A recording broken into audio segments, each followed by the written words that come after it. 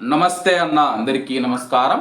Kuwait మరియు Gulf దేశాలకు Iran మనం చూసుకుంటే ఒక కొత్త ప్రతిపాదన చేసిందనమాట. ప్రస్తుతం ఉన్న పరిస్థితుల నేపథ్యంలో బయట దేశాల జోక్యం లేకుండా మన సమస్యలు ఏవైనా ఉంటే మనమే పరిష్కరించుకోవాలని చెప్పేసి, తద్వారా మాత్రమే శాంతి వస్తుందని చెప్పేసి ఇరాన్ విదేశాంగ మంత్రి అబ్బాస్ అరాక్చి గారు కువైట్ మరియు గల్ఫ్ దేశాలకు పిలుపునిచ్చారన్నమాట. ప్రస్తుతం మనం అన్నదమ్ముల్లా ఉంటూ ఉన్నామని చెప్పేసి మన మధ్య చిచ్చు పెట్టేందుకు బయట దేశాల నుంచి ప్రయత్నాలు జరుగుతూ ఉన్నాయి.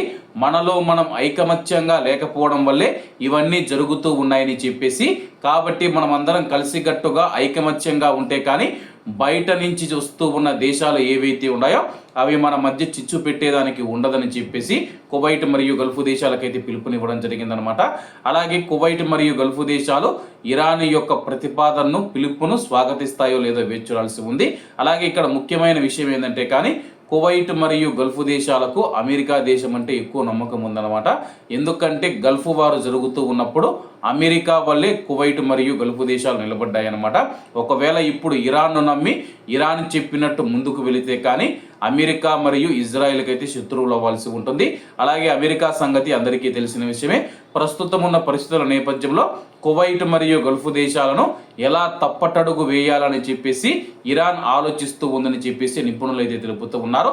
ఇప్పటి వరకు ఈ స్టేట్మెంట్ పైన కువైట్కు సంబంధించి కానీ గల్ఫ్ దేశాలకు సంబంధించి కానీ ఏ ఒక్క అధికారి కానీ లేకపోతే మంత్రి కానీ ప్రధానమంత్రి కానీ ఎవరు స్పందించలేదన్నమాట.